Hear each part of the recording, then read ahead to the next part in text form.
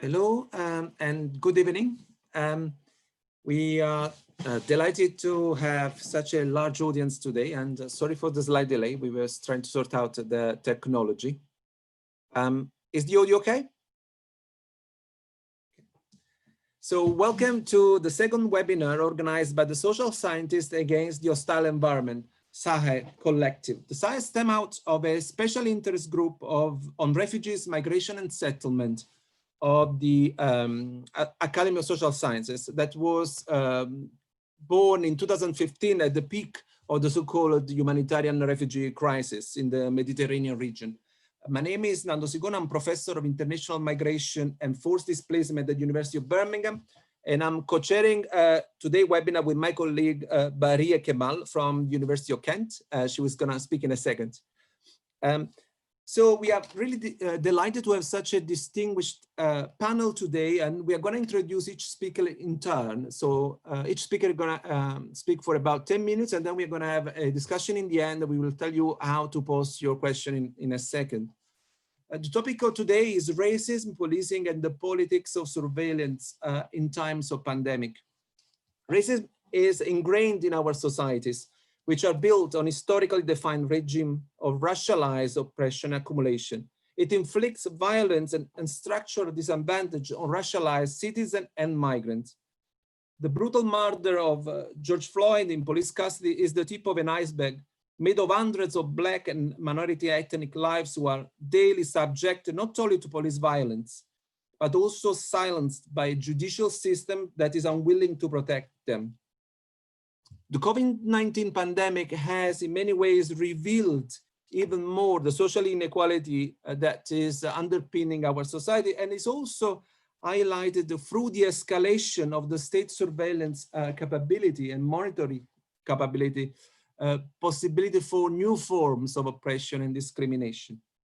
All the new digital tools infiltrate our daily lives, and far from being neutral or colorblind, as representative of the tech industries often claim, they codify and replicate existing racial hierarchies, strengthening pervasive system of racial oppression and surveillance. This has been recently shown, for example, in the work by Ruth Benjamin, Race After Technology, how racism is hidden behind codes and algorithms, and it's our role as a social scientist to contribute to develop conceptual tools to decode them. Our speakers will approach this topic from a range of different perspectives and standpoints.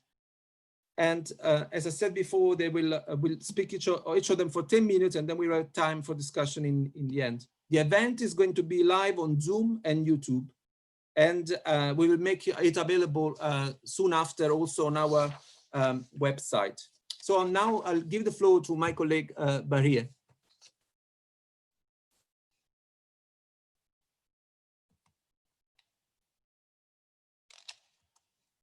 Unmute me. Oh. Hi, everyone. So as Nando said, the webinar brings together a range of perspectives on racism, policing, and the politics of surveillance. As you have seen in the publicity material, we opened by thinking about and addressing a humanistic perspective. So the perspective of the lived experiences in and through social space, where we gave examples of narratives in our publicity material, as you can see on the screen, narratives, powerful narratives by Jamaican-born artists and poets who captured their own and others' everyday lived experiences of racism within the UK, the US, and across the world. So we've got the example from the dub poet Lyndon Kwesi Johnson, who draws on the 90s moment in the UK, Claudia Rankine's example from 2014, that draws on racism from US and across the world, where they're capturing experiences of abuse by police who are defined as having the license to kill, or as Rankine states, Black men are dying because white men are not policing their imagination. And then we have a more recent image by Leroy Letts, Eyes of a Cloud, that captures his own experiences of being subject to surveillance fueled by big technological innovations that give the clouds eyes to watch him and others like him. So of course, all of these examples are capturing actual everyday lived experiences, just like that of George Floyd, that triggers narratives, powerful narratives that move the masses and have triggered the more recent global social movement and protests united behind the banner of Black Lives Matter, where together people are calling out all of these names of people who cannot breathe and are subject to violence and silence by systems that abuse their power and that did not protect them. So our webinar, like we said, brings together a range of perspectives that relate to these experiences, and particularly drawing on social scientists, academics, and activists who draw on the impact of COVID-19 pandemic on new and existing forms of racism, analyze the spaces and geographies that make and break Black lives, examine policing of Black and minority ethnic groups and the changing politics of surveillance, and most importantly, help us think about alternative ways to read, construct, and remap the contemporary moment and everyday life lived experiences so as to police those imaginations of the racist mind to take responsibility and accountability for their actions. As Nando said, in terms of the structure, our 4 speakers will go in order of our publicity material. Each speaker will speak for about 10 minutes or so, and there we will end about 5:50. Then we will open the floor for questions. Question-wise, 2 options. One, if you're in the Zoom chat, please post your questions into the chat box, which will come directly to the co-host, to myself, and I'll be monitoring it. If you're viewing from YouTube Live, our colleague Rachel Humphreys is collating the questions there, and please do post there. So thank you so much. I'll now hand you over to Nando to introduce our first fantastic speaker for the evening. Thank you very much, Baria. So our first speaker is Gracie May Bradley from Liberty. Gracie is a policy and campaign manager at Liberty, where she leads and campaigns on policing, immigration, counterterrorism, and surveillance. She was also involved in the Other Lovelace Institute Rethinking Data Working Groups, and in a number of other initiatives working on the use of data. So she's particularly well positioned to reflect also to the new politics of surveillance, which is emerging in the context of the pandemic. Gracie, the floor is yours.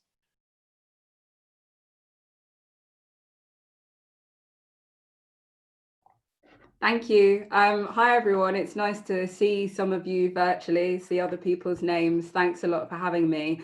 So yeah, I wanted to talk a bit about where we are in terms of the government's response to coronavirus.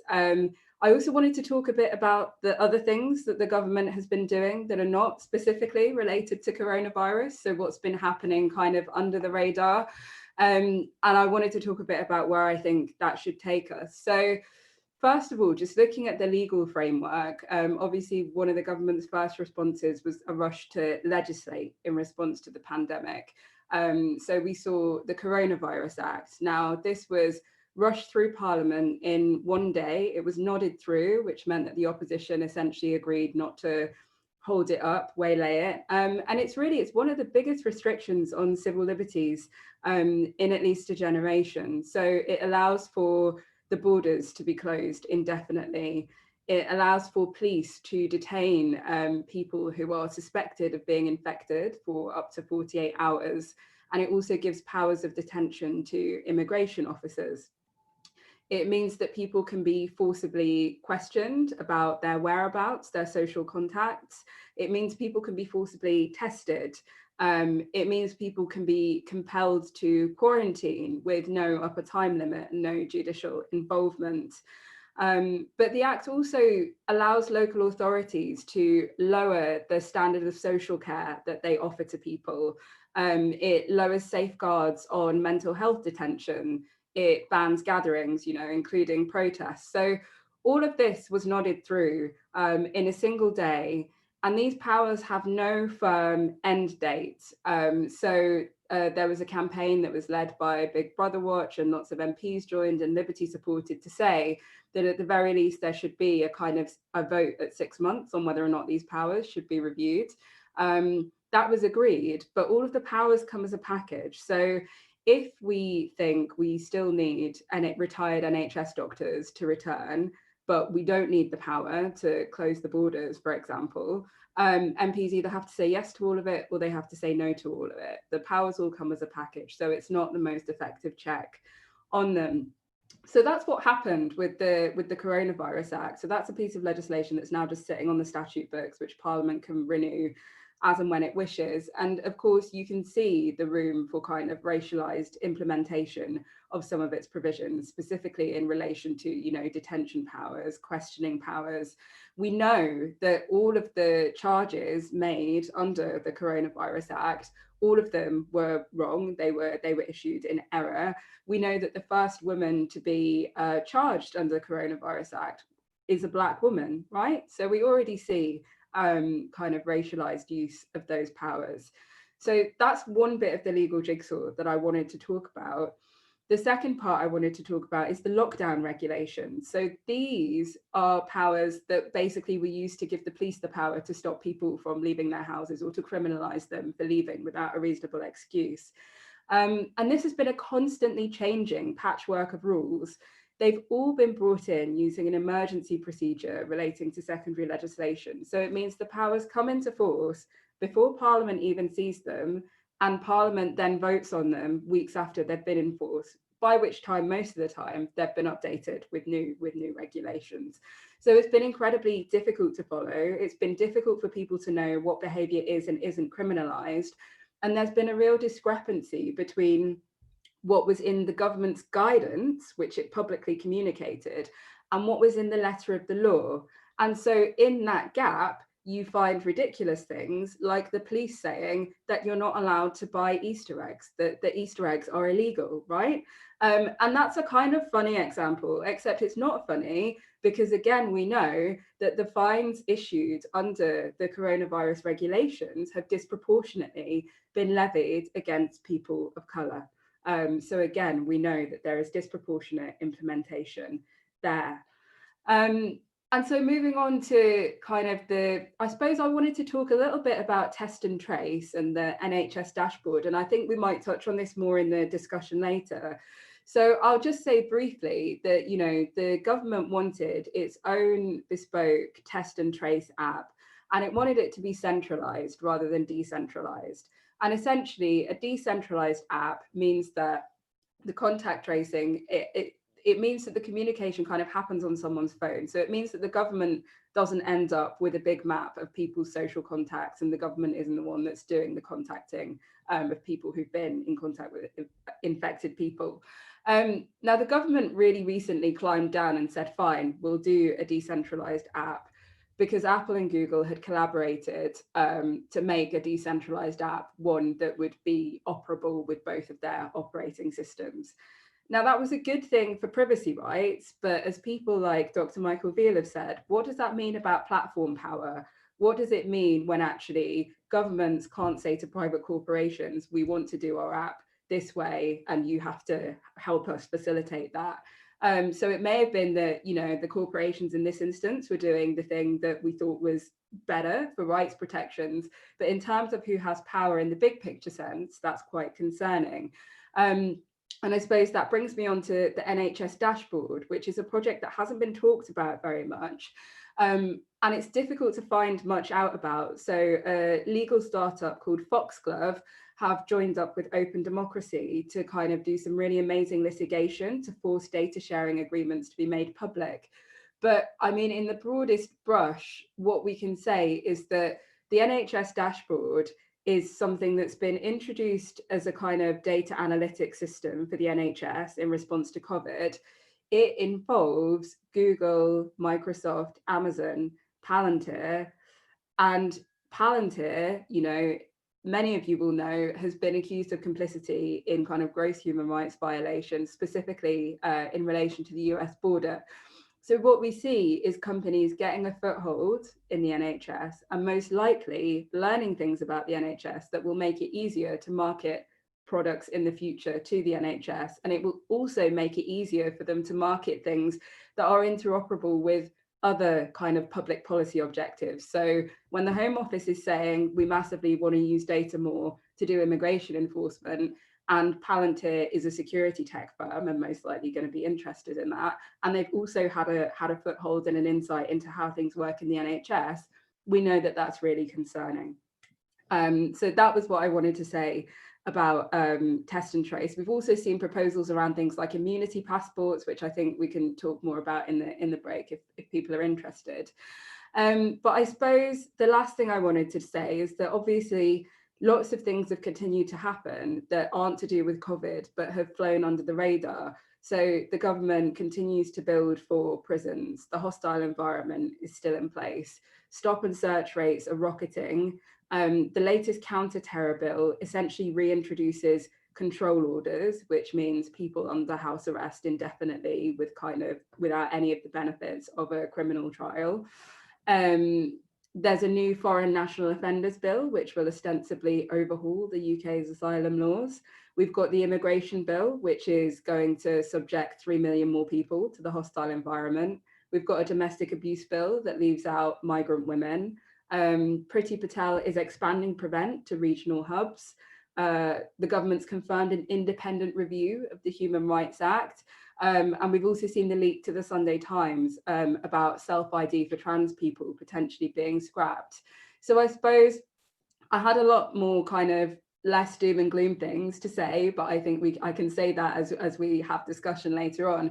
But I suppose I just wanted to make really clear that obviously there are specific things around the government's response to coronavirus that have exposed people to racialized harm to which they would not otherwise have been exposed. But at the same time, the crisis is also allowing the government to continue with projects that will cause harm to racialized communities. And that isn't necessarily getting the attention that it needs. But we can talk more about what to do about that later on. Thank you very much. Maria is for you.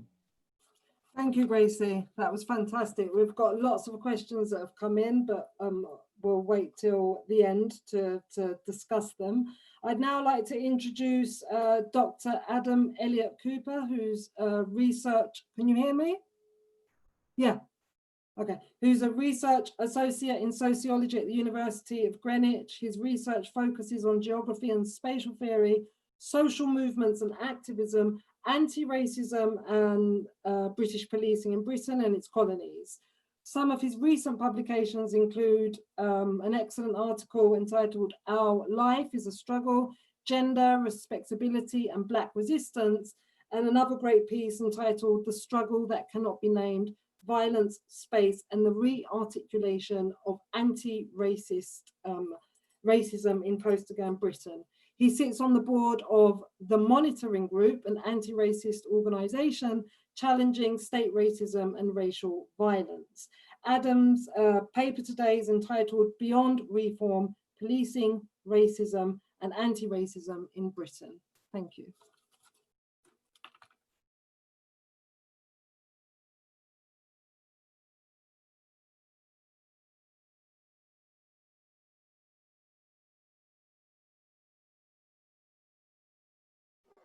Okay, great. I'm unmuted, I think, right?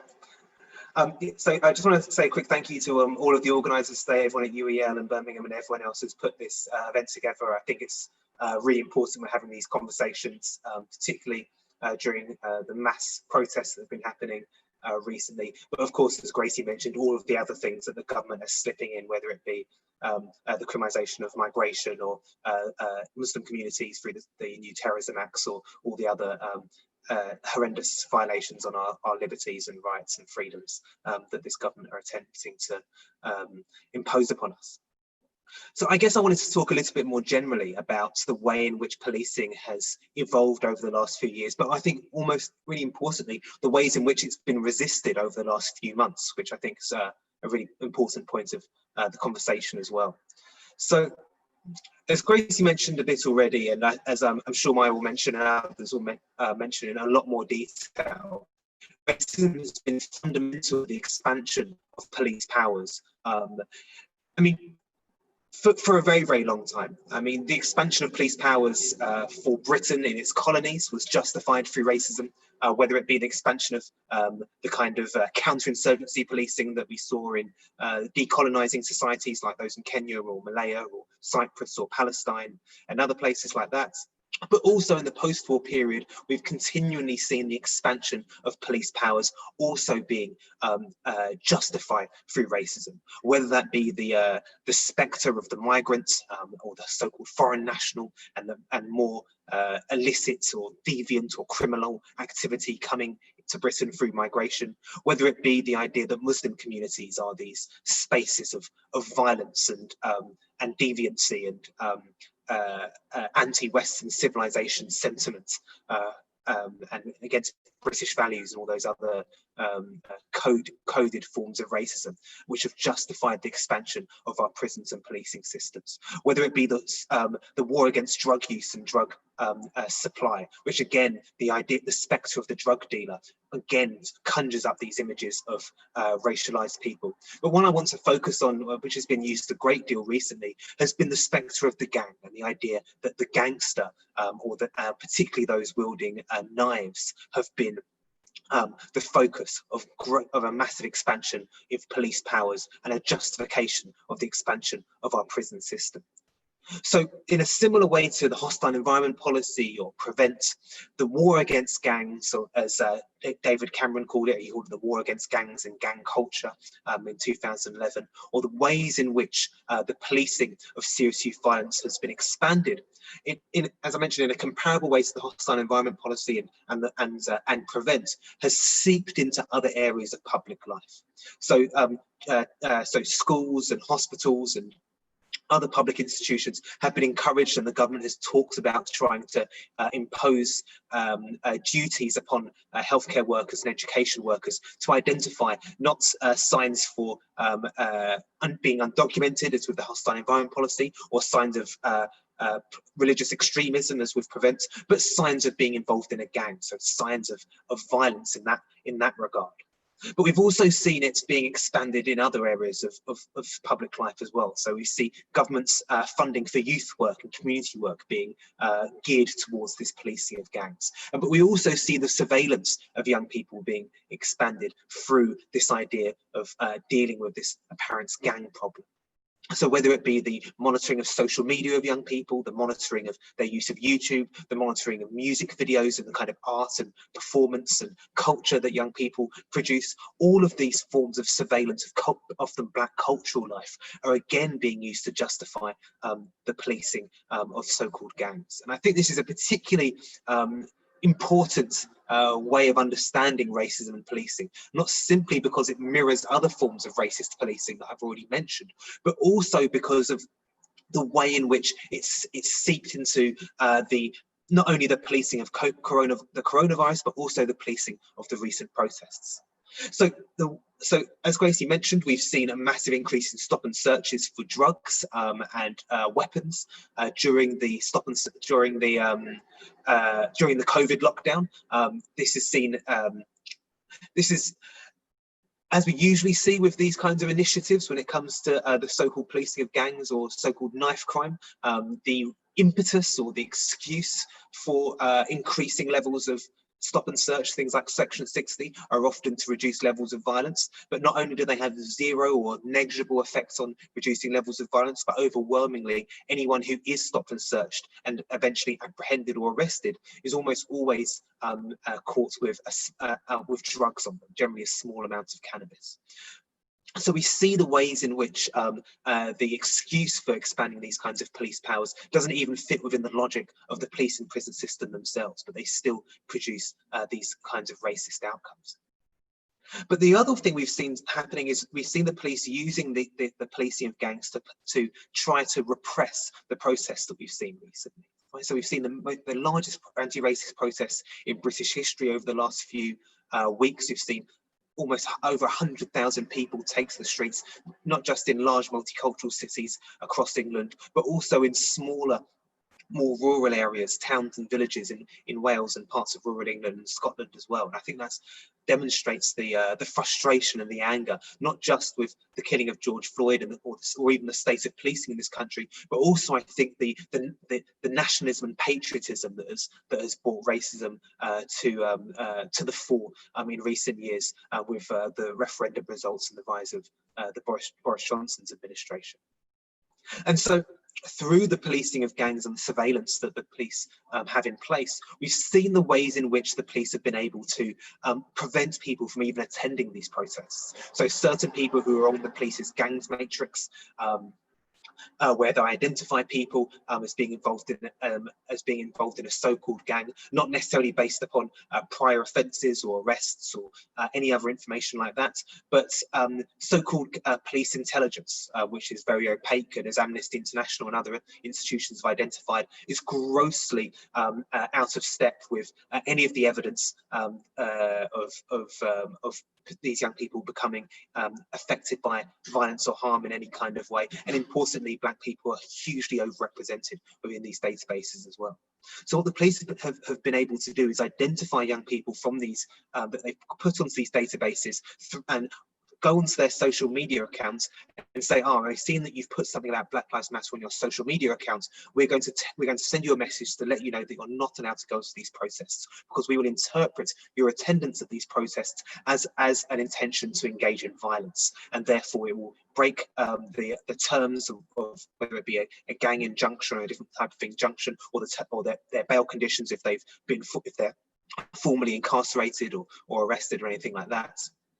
And so we've seen the ways in which these forms of surveillance have extended, not simply to not just in the areas of public life that happened before the corona lockdown, but also people's freedom to engage in protest and unironically protest against policing and police racism.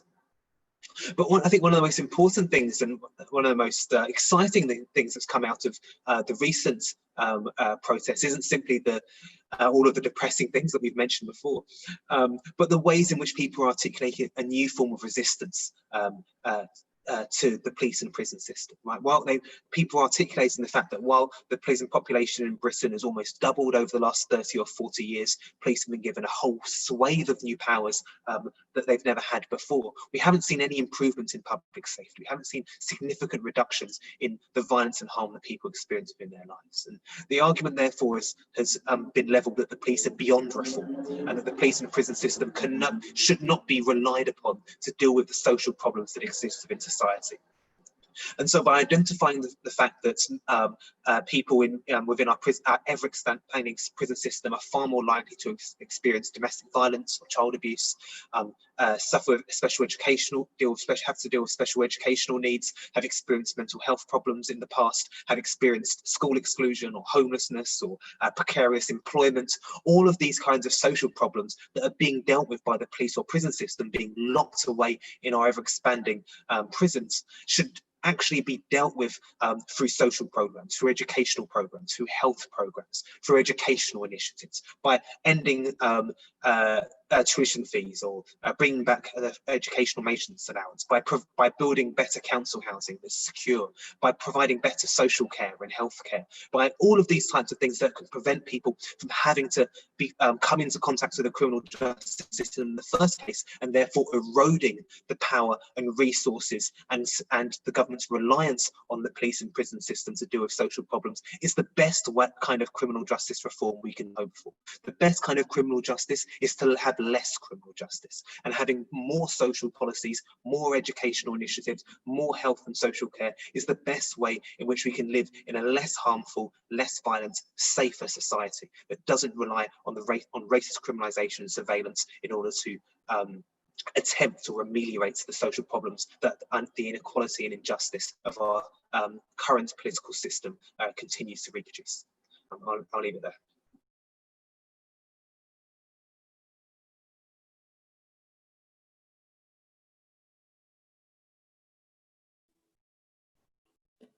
Thank you, Adam.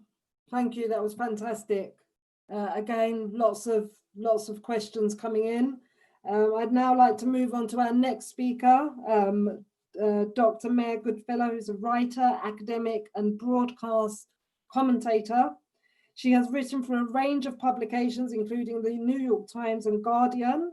Mary is author of the excellent book, Hostile Environments, How Immigrants Become Scapegoats, published by Verso recently, 2019. She holds a PhD from SOAS, University of London, where she examined race and processes of racialization in British international development discourse.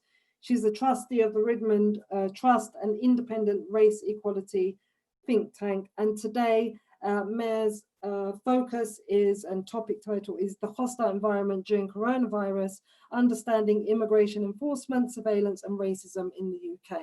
Thank you.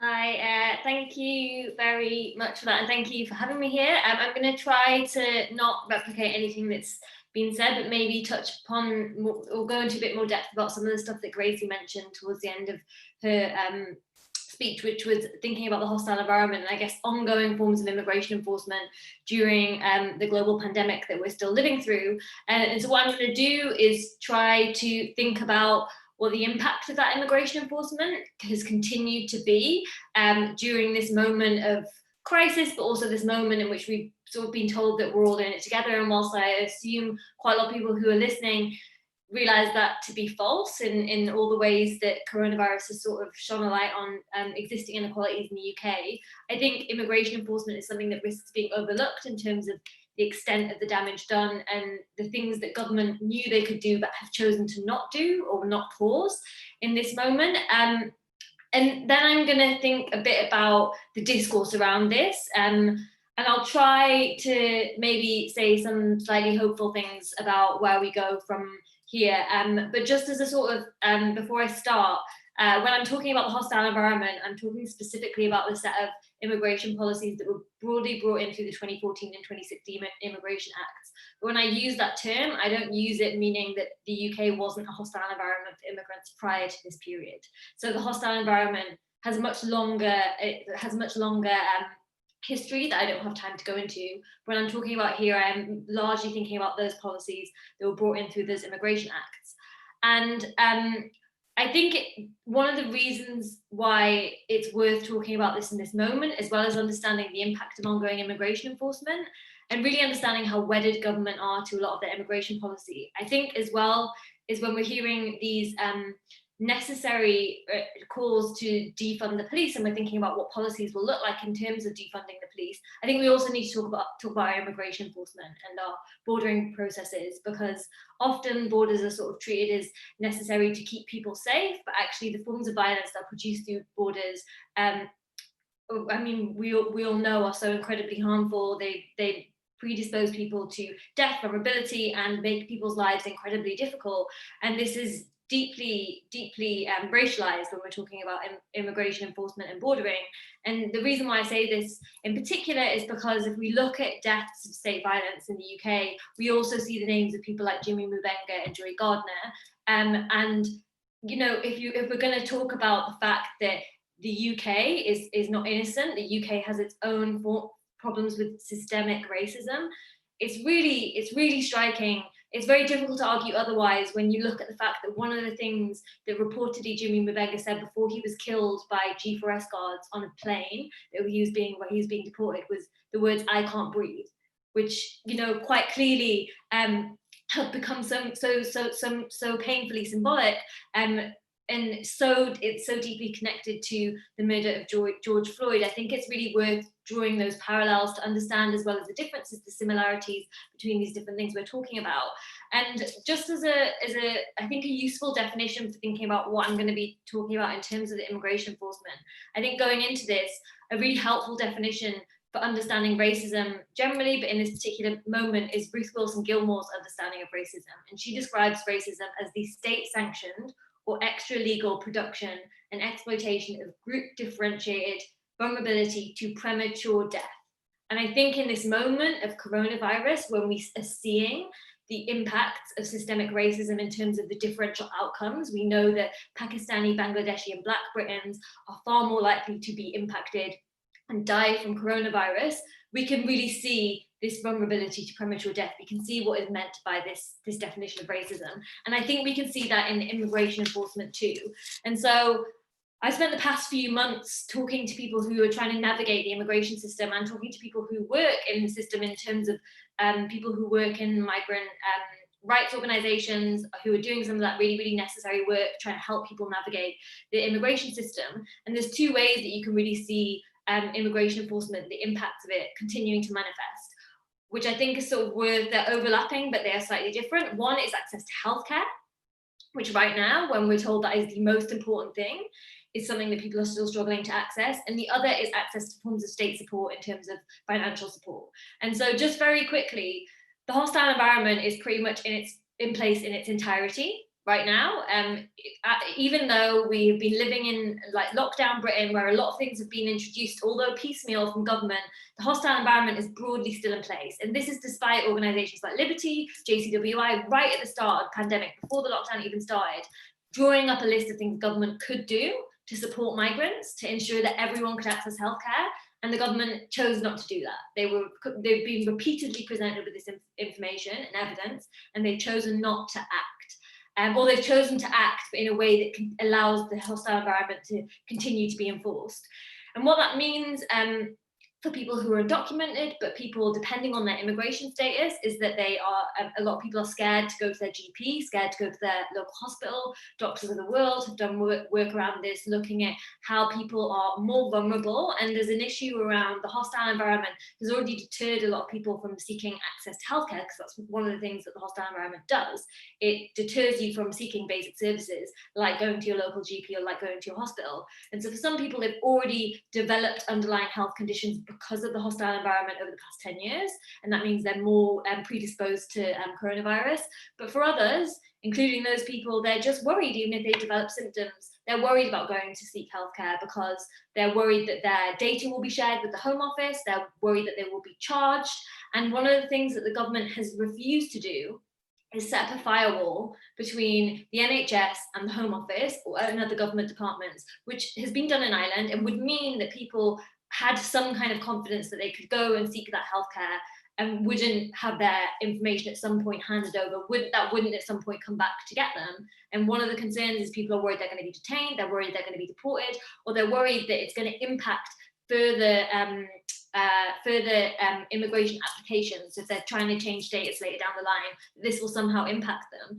And there are quite easy solutions to this. You can, as has been done in Portugal to some degree, give all migrants, including people who are undocumented, including people who are waiting on their asylum application, the rights of citizens. In this moment, you could give people like full rights so that everyone is able to access the same services, which should, in my opinion, be the case in normal times anyway. But in this moment of supposed crisis, that's something you could do, but the government have chosen not to do. And what they have done instead is, although there have been some shifts in terms of they put coronavirus in the exempt diseases list. So if you go to hospital and you are going to be tested for coronavirus and then you test positive, you should not be charged for that. But after 10 years of people being told to be scared of going to their local GP, it's not simply enough to sort of say that on your website, on the government website, and then not have some kind of major publicity campaign around it. And so the government that is so adept at creating hostile messages had vans drive around parts of the UK reading Go Home, had a whole package of policies that it proudly called the hostile environment. A government that is able to come up with slogans, it has just been unwilling to communicate any of the small changes clearly in any kind of way at all. But what they have done for the hostile environment is they've changed the guidance, at least during lockdown, so that some of the policies are just, they're still enforceable. So landlords will issue new guidance so that they didn't have to get people's original documentation, but could have photocopied documentation just so they could continue to check people's documentation before they do any kind of renting. And so that shows us that they are thinking about it. They're just thinking about how they can ensure that the hostile environment policies are still enforced. And I mean, I guess none of this is particularly surprising, but it is sort of worth reflecting on this, given a lot of the rhetoric that's come out of government and given the sort of concern about people being able to access healthcare. It really shows how wedded the government are to their immigration policies, that they're literally willing to undermine public health in order to maintain parts of their immigration enforcement. I don't think that's the argument that we should be making. People should be able to access healthcare because they should be able to access healthcare, but it is worth reflecting on the fact that that is where they're at in terms of their unwillingness to let go of some of these policies. And very, very quickly, the other part that I mentioned is thinking about state support. There's so much I could say about this. There's so many things that people haven't been given because of their immigration status, or because they're undocumented, or because they are living in asylum accommodation and are given such a small amount of money.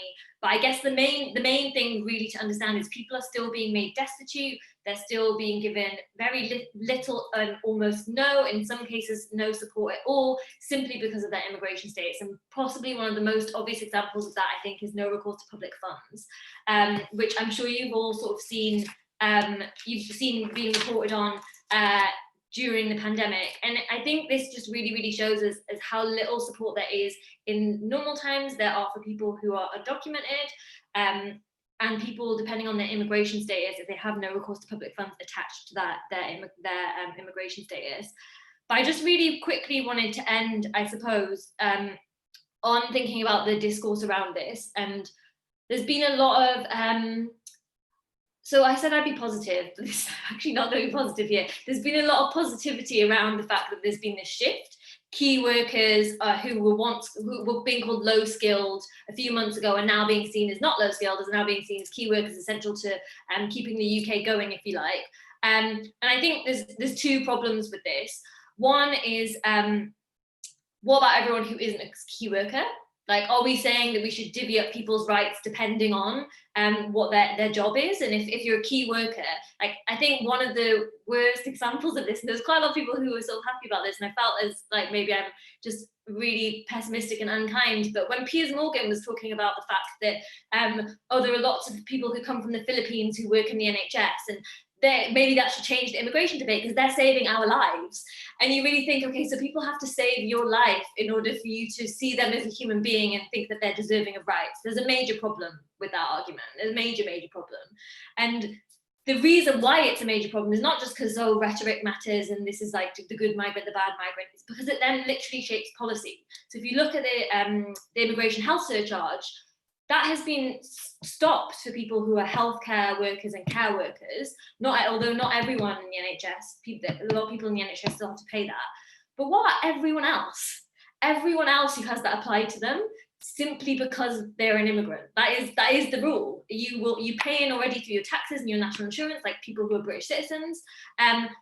All of the immigrants are still going to be paying that immigration health surcharge. And I think it's really worth reflecting on the sort of the scale of the outrage that there was, including from the Labour Party, and that, figures from across the political spectrum were really outraged that doctors and nurses were having to pay for twice over for the health service they work in.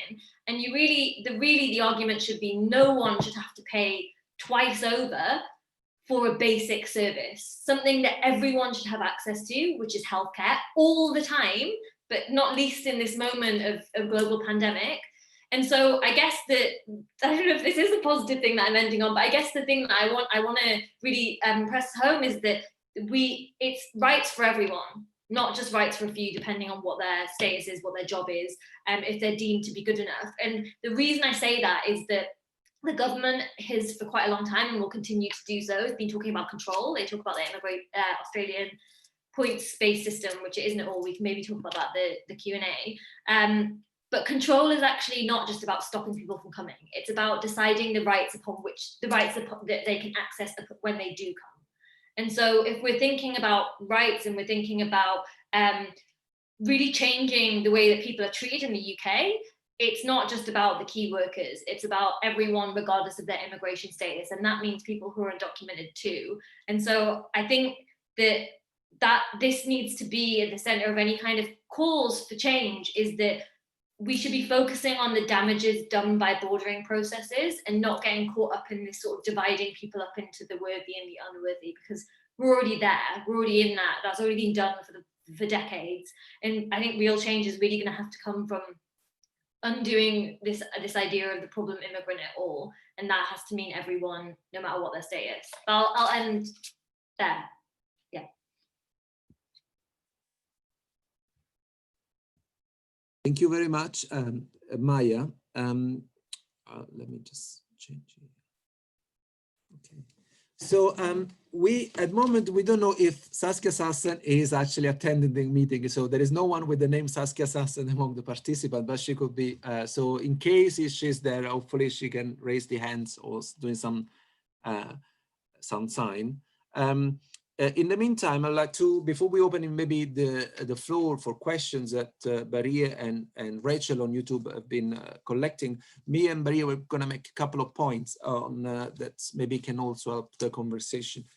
In particular, I think it's really important, and this is something that has been raised also recently, is to think of the fact that the extent to which for a long time the campaigning for migrant rights on one end and the anti-racist movement has sort of walked on parallel roads, up to the point also to have open conflict between the activists and advocates on both sides in some circumstances. And I think one of the things we are trying to do today was very much to bring both angles into the conversation. So to think about both the impact of racialized policing on migrants and citizens at the same time, and think about, and this is why I think it's very important, the point that we made around, on one end, the racialized policing, on the other end, also the immigration enforcement as a form of racializing policing. So it would be interesting to hear more about how can we sort of find ways of working across these two different agendas in more explicit ways. Is one aspect that I want to trace. And I don't know, and the other point is about the key workers, which I found quite interesting, because the key workers, the positive narrative on migration. Recently, we saw Portes has been writing about it, about the change in the public attitude. It's interesting how it's not what we are seeing in other countries. I mean, in US, we have, the closing the borders, the migrants bring the disease, but also in many other countries where you don't have the same kind of participation in the NHS of migrants or migrant origin people, you don't really have the kind of discourse on the key workers, for example. So it will be quite interesting if there is something specific about the UK and the migration history of UK, or the history of different diversity in UK, that also is challenge some of the sort of more xenophobic narratives. Maria, do you want to add something?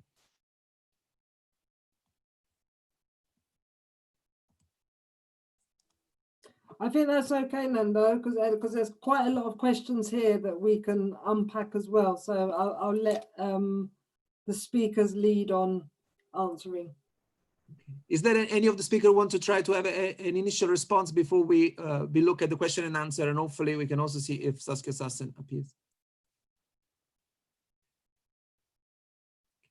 Gracie, hold on a sec. I need to unmute you.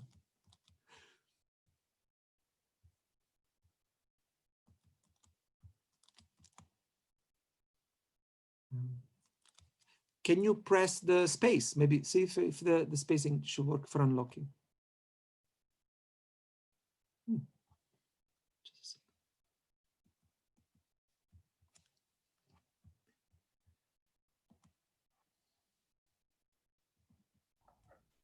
Thank you. Yeah, I just wanted to come back on this specific point around how do we work across silos, and how do we stop anti-racism and migrants' rights being in two completely different spaces. I mean, I think one thing is that insistence on a definition of racism that is explicitly structural. So what Maya said in terms of, vulnerability to premature death, because I think we're often still talking about racism, for some people it's literally funny tinge, for other people it is, whether or not you're allowed in and out of the country, right? So we don't have shared understandings of what racism is. And I think, there are lots of us who have kind of, it's just very much, we understand, there's the racism that discriminates and the racism that kills, like Sivanandan says, but other people that's not something that people have thought about at all, right? So you might get to a point where anti-racism in the migrant sector, you know, was literally like, let's have more non-white people staff, you know? So I think there has to be something that means that we have a common and shared understanding of of structural racism. And I think we also probably, I mean, I think liberty is fortunate in that we work across all civil liberties issues, right? So I'm able to sit and look at what's happening in counterterror, what's happening in surveillance, what's happening in policing, and it's really easy to see, oh right, the structure of the state's behavior is very similar across these areas, and how it treats race, you know, it's easy to see that because that's the perspective from which I work, and I'm working at the policy level. When it comes to we have to think about how the migrant NGO sector, for example, is funded or not funded, right? When you're providing services and you don't have enough money to really pay your staff much of a living wage, there are people who, like me, you know, are structurally excluded from working at, you know, a very low pay for a very long time. There are people who can't do that, so you miss out on the analysis there. But it also just means you never have any time. I spent a long time working, you know, at small organizations with torture survivors, and you're just firefighting, right? So I think there's also something quite structural about the way the sector is funded that means that people don't get the breathing space. It also means that the organizations maybe who do get a bit more breathing space are the ones who are, you know, may have a narrower mandate, so who are working specifically on refugees rather than refugees and migrants more broadly. So I think it's a good question to put to funders. I think it's a good question to put to quite senior people in the sector, because I think a lot of it is structural. Thank you very much. Maya, just a second. There you are.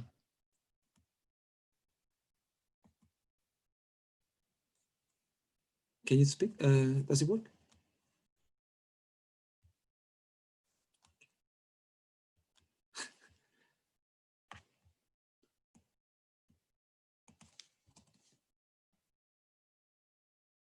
I'm almost there. Can you hear me? Yeah, I'm unmuted, right?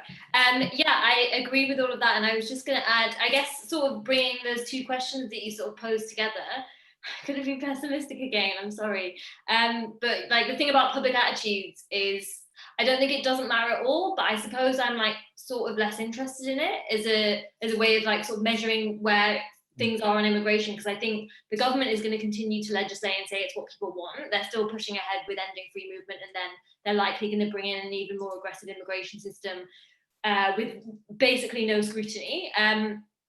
And I also kind of, you know, with polling and public opinion, like not to hate on this as a part of like academia and social science, but like the way it's done, it's like the questions that are asked and how they're asked, it's like it's a snapshot, right? And so yes, there's something positive to take from that, in that what it shows is that people's views on immigration are not static, they are changeable. And what we've been told for decades is that you must reduce immigration for good race relations. And so this is sort of where the bringing the two together, I think, is really clear. Is if we look back at the history, what we see is the history of immigration legislation is a history of racism, right? And so we saw that with Windrush, we saw that with the Windrush scandal, how these things are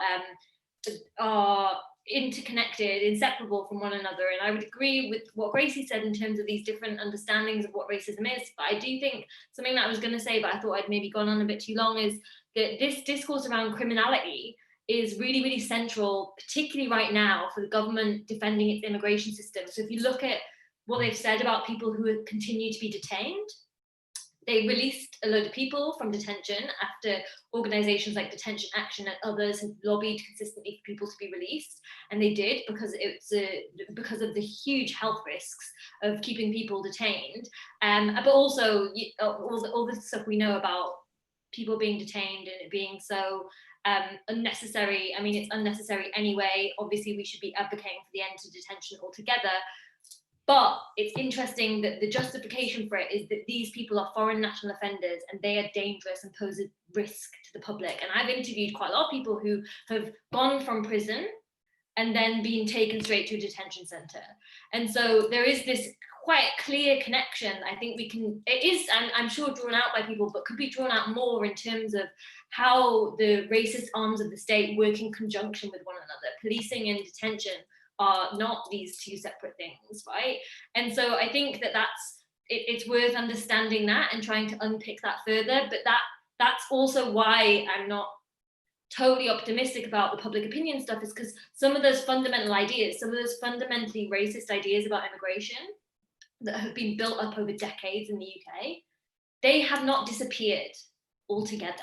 And even if we look at some of the defenses of immigration that continue to be made, they do not dispel the racist myths about immigration being a threat to British culture. And yes, there is some shifts in terms of how the public understand culture and the economics of immigration, but the fundamental arguments that have been made for decades haven't been challenged. Like, they've been challenged by campaign groups and by people advocating for their own rights, but not at like a national level. And so maybe I'm just totally wrong, and I'd be happy to be really wrong about this, but I'm sort of skeptical about what the public opinion really means when you drill down to it, and then what it means in terms of policy. We just haven't seen the shifts. We just haven't seen the government shift in the way that I think we would need to, for that to be as positive as we might like.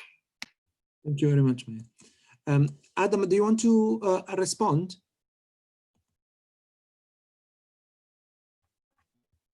Yeah, I don't think there's much more I can add to those very, very comprehensive responses from Maya and Gracie. So maybe we should have someone else ask a question from the audience. Sure. Okay, Bahia?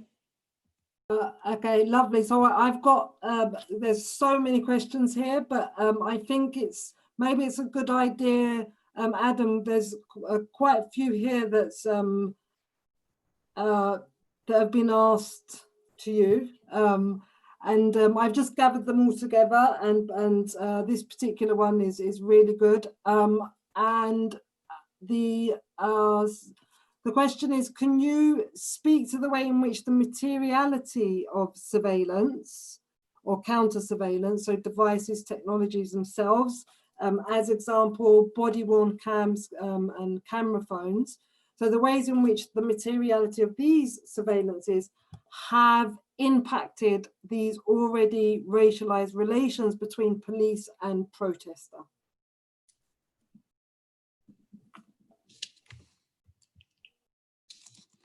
Fernando?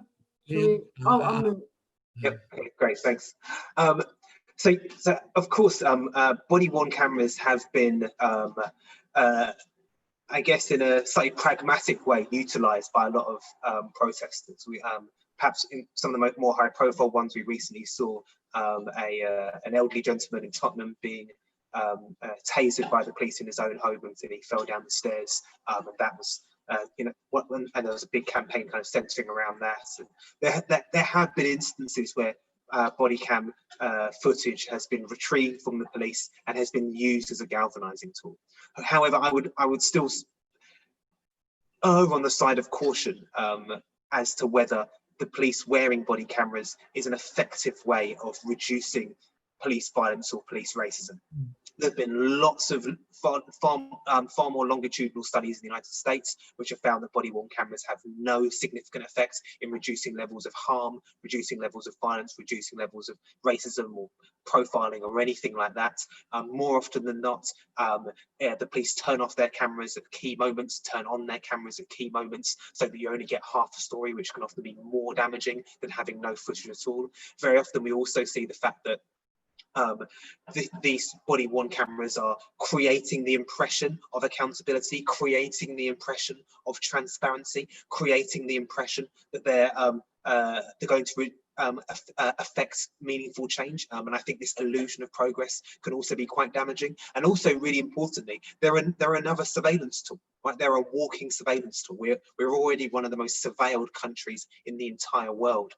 Here in the United Kingdom, and this will be another tool which won't be pointed at police officers. It's going to be pointed at members of the public most of the time. And I think that we have to remember that, I think on balance, despite the fact that I will acknowledge there are a handful of cases in which body-worn cameras have been useful for activists in identifying specific cases. I think overall we need to take away these kinds of surveillance technologies. And I think we need to think about them in the same way that we think about CCTV more generally. Yes, occasionally CCTV has been effective. Oh, someone stopped my video. CCTV has been more effective in for specific cases, but I think we need to make sure that we understand them as a tool of surveillance. But I think equally as importantly, citizens surveilling the state is something that's super effective. And I think that people being more empowered to video the police, to video their interactions, to video instances of violence has been a really, really powerful galvanizing tool, not simply for dissuading or being used as a form of resistance in the moment in itself, but also being a galvanizing tool for identifying and showing the ways in which police violence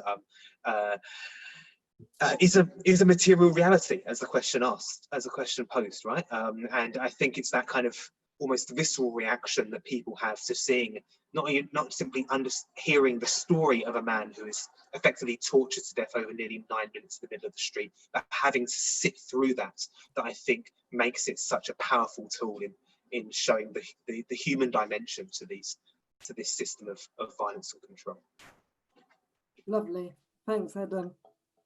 And this also, because there's questions that have just come in from YouTube, that so YouTube Live that Rachel's collating, and this links to a question on surveillance that is asked to the group, but also to Mayor's talk and Gracie as well, in terms of how fast do you see surveillance changing policy, which I think is a really good question. So is it already adding to the arsenal of the hostile environment that you've pointed towards, Mayor, or the campaigning element?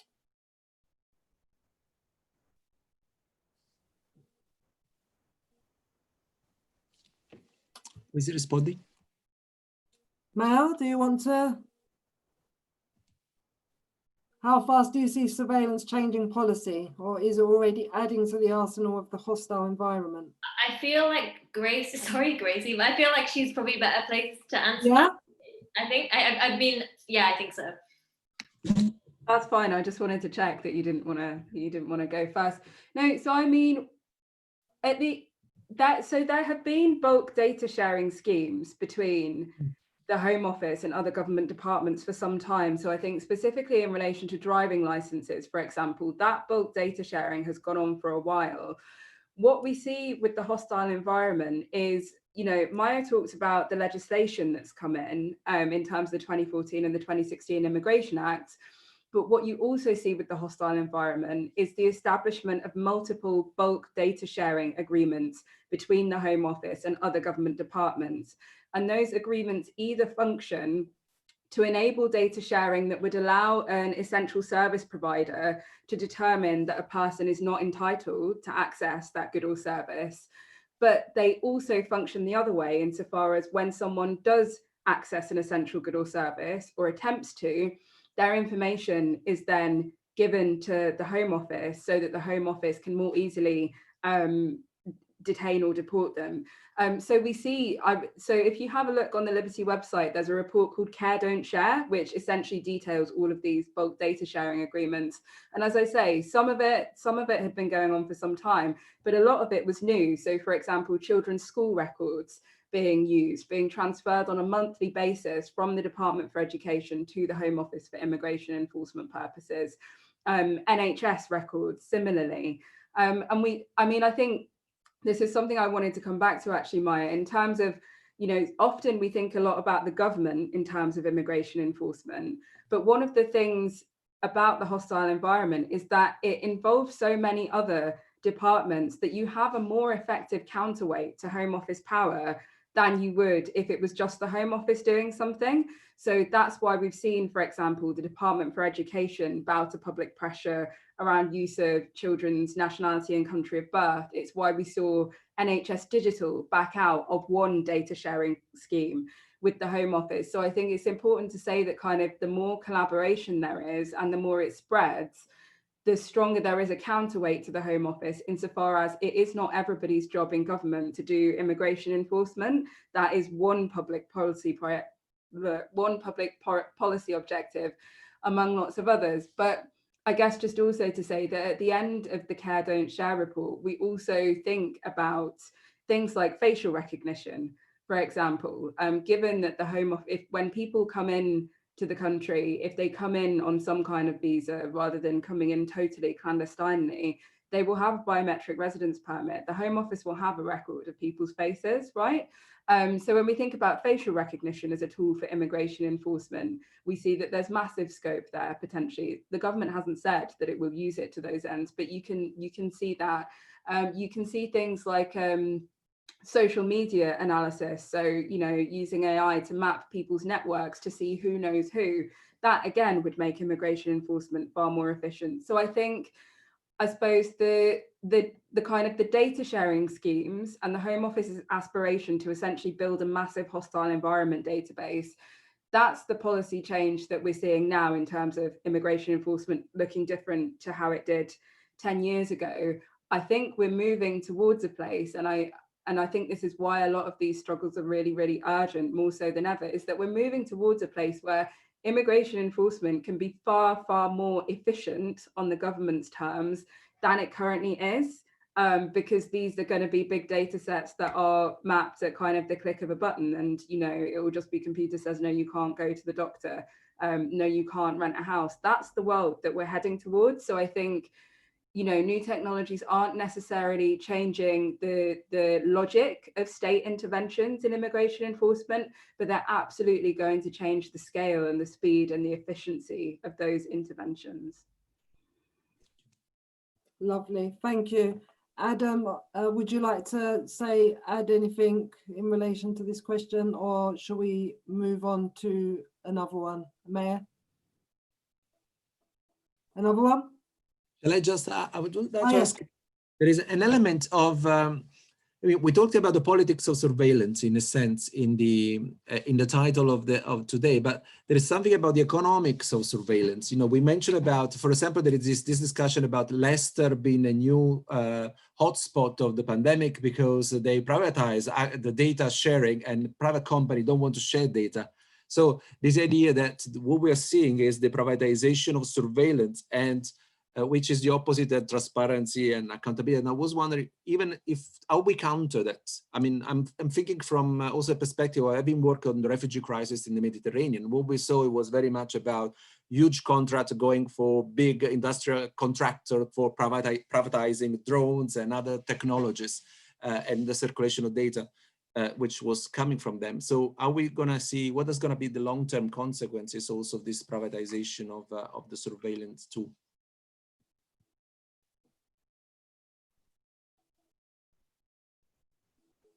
Anyone want to answer? Maria, do you want to do another question or from the list then? Yeah. Shall we, I'm thinking maybe, because there's quite a lot of questions on historical roots. So there's an interest and quite a lot of questions. And Adam, you pointed towards a colonial encounter, the hostile environment in terms of the historical legacies behind that as well. The question is to can you comment a little bit more on the historical roots of the current situation? This is to everyone and whoever's ready to speak. Unmute you.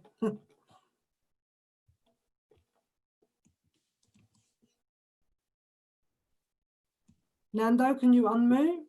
Yeah, it's done. Okay, I'm free from you, I think. Mm-hmm. So yeah, I think empire is fundamentally important for us to understand policing and borders and state power generally. I mean, I could talk about it all night, so I'm not going to do that. But what I will say, as briefly as possible, is that most of British policing hasn't taken place on the British mainland. It's taken place on Britain's colonies, in the Caribbean,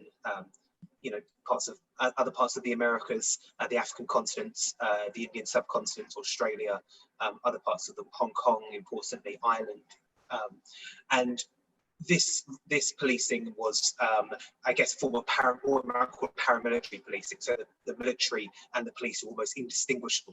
And so the kind of policing that you can imagine in the colonies was not the kind of PR policing of, community policing, policing by consent, and all of the other overtures that the British government like to tell themselves and each other. And we begin to see this kind of more paramilitary policing migrates to the British mainland, probably in the post-war period, and it comes through two different colonies. The one colony that's British colonial policing or paramilitary policing comes to the British mainland is through Ireland. So we see the kinds of techniques and technologies of paramilitary policing being used in Northern Ireland, whether it be mass arrests, mass imprisonments, the use of kind of the technology we associate with riot police, so things like rubber bullets, CS spray, and the armour that they use, different kinds of surveillance technologies, all of those types of things that have been used in the colonies, particularly, as I mentioned, Kenya, Malaya, Palestine, Cyprus, Oman, Rhodesia, etc., were being used in Northern Ireland. And the other place where we see that those kind of technologies come in are via Hong Kong.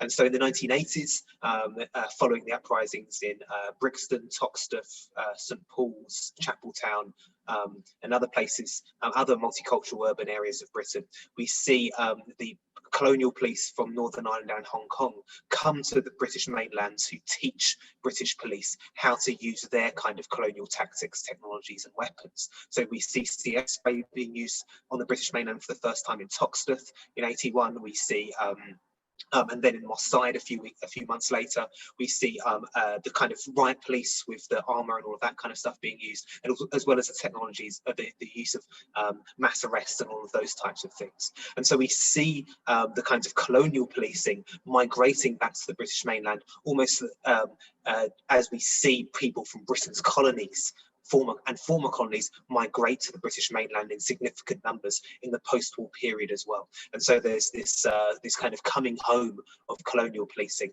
as we've seen the coming home to the motherland of Britain's colonial and post-colonial migrants. Very positive history. Lovely, thank you, Maya. Yeah. Yeah, I guess there's also, without making it too basic, I guess, is the roots of the UK's immigration policy. So what we've had is decades of really bad policy piled on top of bad policy, and you have to go back and look at those different pieces of immigration legislation to really understand how racism is sort of central to this. And so the really obvious point is that race, as we sort of now know it, was formalized, systematized, and sort of popularized, if you like, through empire. So we know, right, that the racial hierarchy that was created during that time is still with us, although it shifted in certain ways. And what we see is that very racial hierarchy shaping how immigration is understood in the 50s, 60s, 70s, and before that, but in particular those years. And so anyone who sort of paid any attention to the so-called Windrush scandal, what you'll see is that people who were coming from the colonies and former colonies came as citizens or subjects, right? So people weren't coming as immigrants, and that isn't to say that the term immigrant should be a dirty word, as it is treated as such now. It's sort of stigmatizing term, but it's to totally re-understand and reformulate what immigration is in the UK and what that movement is. And so people who were coming from the colonies and former colonies were sort of turned into immigrants, if you like, when once they were here.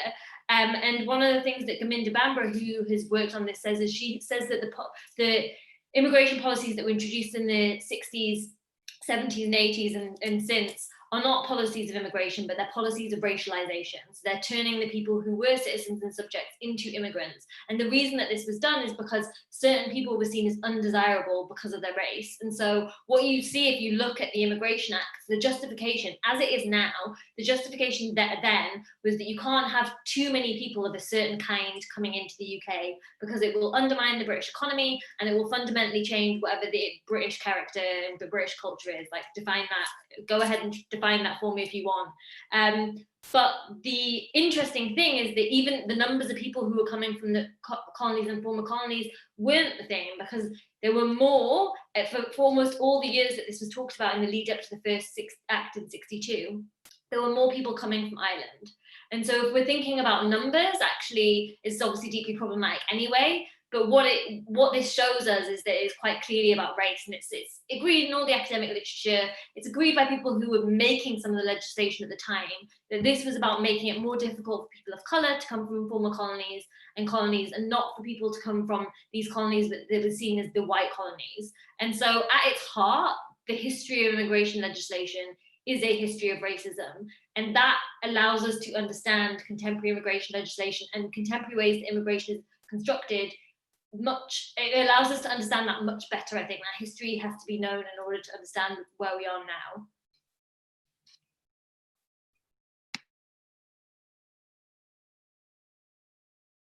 Lovely, thank you. Gracie, would you like to add anything? No, I don't think I need to, thanks. No? Okay, lovely. I think couple more questions. Have we got time for a couple more? One more? One more. Okay, maybe it's just, this is like just a basic one, but a nice one for us to end with, which is a question again from the YouTube, in terms of the definition of racism. Your definitions of racism.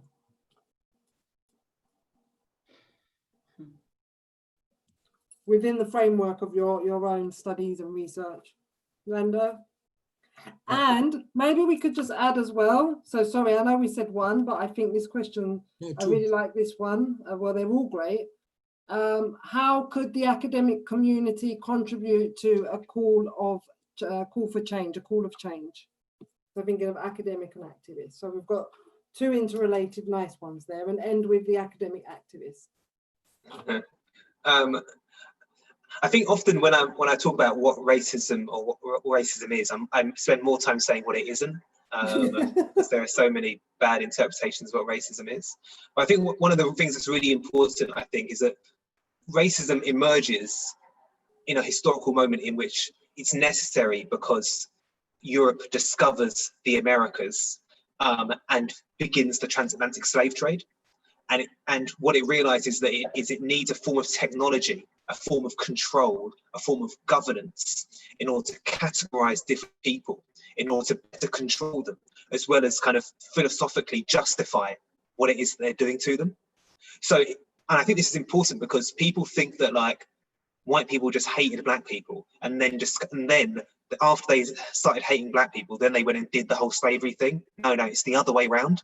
Like colonization was extremely profitable. It reproduced huge amounts of power, and then the technology of racism emerges through the expansion of capitalism, through imperialism, and then begins to take on a life of its own, right? Beyond the profit motive, right? Of course, right? So I'm not some kind of economic. I'm not going to, reduce everything to technology, right? It doesn't make sense that Americans then started building separate water fountains and separate toilets for black people, right? There's no economic motive in there, right? Racism takes on a life of its own, but it emerges in a moment in which it's fundamentally linked to the emergence of capitalism, right? And I think it's really important we understand that if we are going to do anti-racist work, because therefore our anti-racist work has to be an anti-capitalist work, right? It has to understand that racism is international and fundamentally linked to capitalism, because capitalism needs to, one, categorize different workers or non-workers differently in order to undervalue them.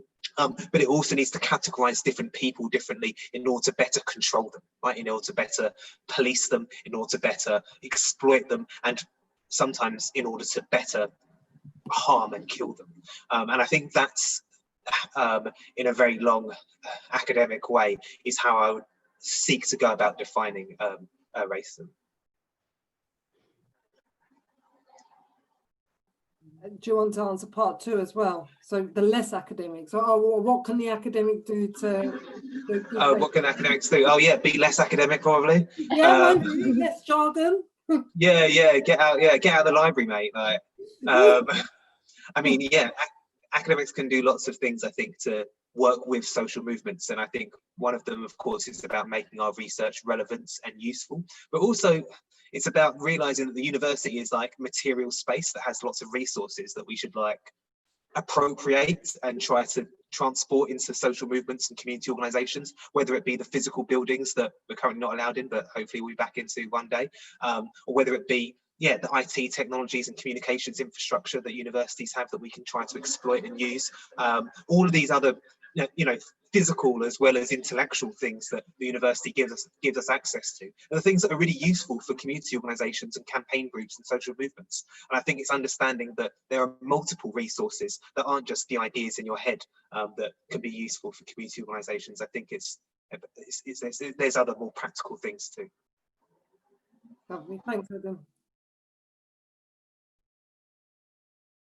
Mayo, Gracie, have you got any final word of wisdom? I'm not sure if Maya and Gracie would like to comment on the question. I will, because I have to leave in like 1 minute, unfortunately.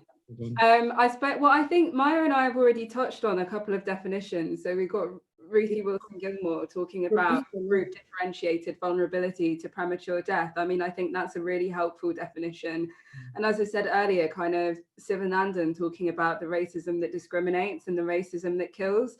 And I suppose there's a lot in kind of what Adam says about race as a technology of power, insofar as obviously, Liberty is a very broad organization with a general kind of human rights, civil liberties mandate. But a lot of what I spend time trying to do in my work is kind of explaining to people who don't think they care about racism, kind of why racist state practices and why, racist structures are ultimately going to come for them too, because race is a technology of power. So when you think about something like the hostile environment, it's not confined to immigrants, because it's essentially allowing for biometric identity checks on everybody when they do something really mundane, like, try and rent a property, for example. So I think it's important to kind of maintain that sort of nexus between race and power, rather than this kind of, what is it Fanon said, a mental quirk, a psychological flaw.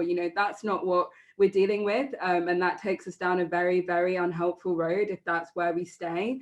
And I suppose just finally on that question of what can academics do, I have to say it, but I mean, obviously join Liberty. We are a membership organization, 10,500 people. Our members set our policy at the annual AGM. Our policy council that meets 3 times a year is drawn from the membership. Our board is drawn from the membership. So if ever you're looking at us and thinking, well, I think Liberty could be doing X, Y, or Z, that is the way to get us to do it. Please don't just email me, but that's the way to get us to do it. So I would say join Liberty, but I mean, I agree with Adam. It's just fab to get out of the library, and also maybe think about doing some of what people might think of as more mundane tasks that sustain social movements. People need websites building, meetings need food if we ever get to meet in person again, people need space to meet in. You may be able to offer all of those things in addition to kind of your amazing academic work. So yeah, but I have to leave. So thanks a lot for having me, and take care. Bye. Oh, cool. Thank you very much. Maya, do you want to do? Such comprehensive definitions of racism. I feel like I don't have that much to add, but I do think it is worth sort of restating.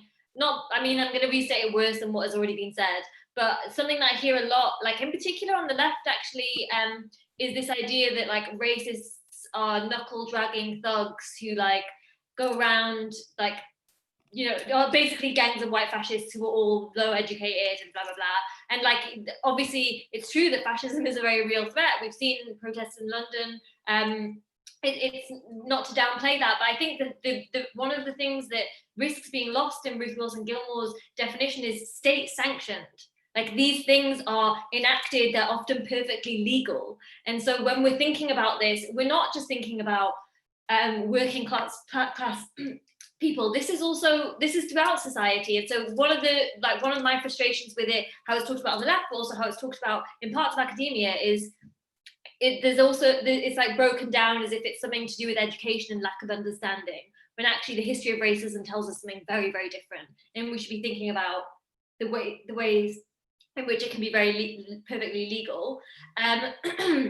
And so I would just end, I guess, on thinking about the academic community. I'd agree with everything that's been said. I would also say, I mean, maybe it's not an issue for people who are here, but reflect on what some of the practices within the academy are. Like, think about the forms of immigration enforcement that go on, resist those. Think about whether you have cops on campus. Think about how some of your students are being treated, how you are treating some of your students. Like, this isn't all about individual level stuff, no, but it is also about how you're engaging with the structures, the resistance that goes on or not. And if we're thinking about resources as well as, again, I hate to talk about the individual level because I'm usually all about the structural. I agree with what Adam said about using the university's resources, but for those of you who maybe aren't precariously employed, maybe you're on decent salaries, throw some money to some of those migrant rights organizations that we've been talking about in your local area, those organizations that are struggling, that are doing the work, that will continue to support migrants as the government continues to roll back rights. If you have time, you know what, make the time to go to those spaces and volunteer and spend your time engaging with some of that. Like, the work that is to be done is, as well as the booking rooms, as well as the food, it's also literally just being in those spaces and being able to provide that support on the basis of solidarity, not charity. I think is something that everyone should try to make the space if you can to do. I know that's not possible for everyone, but if you have I mean, I don't know if it's a luxury at the moment, but of the secure job, then I think it's worth doing. Thank you very much. Thank you. Just a couple of final words from me, Bahia, please. Yeah, I just want to say thank you so much to Mayor Adam, Gracie. It's been fantastic, and also massive apologies to everyone that Saskia Sassen hasn't been present. Would you like to say anything? Yeah, just briefly. I mean, I will say, you know, it's very important when we talk about what academics can do, that so we shouldn't forget about some of the histories of our disciplines as well. I mean, sometimes we forget where, you know, the science of race is not something that was done, you know, in a market or in a shop. It was the product of academia of its time. So it's actually, there is a job to do, also an academic job, a scholarly job to do, that is our duty. Not to forget it, and this is to do with anthropology, with sociology, with psychology, and a number of. And the other thing I think it's important is that there is really a gap in understanding how the new digital technologies operate in this new politics of surveillance. There is the need of a technical knowledge as well to do decoding and deciphering. And the decoding, I'm also sort of citing a bit Stuart Tool, you know, decoding racism. So there is something work to do there that is also part of our everyday scholarship. So I wish to thank you everyone for attending. It's been fascinating, and thank you, Adam, thank you, Maya, and thank you, Gracie. And hope you will join us also for our next event of the Social Scientists Against the Hostile Environment. Thank you, everyone. Bye.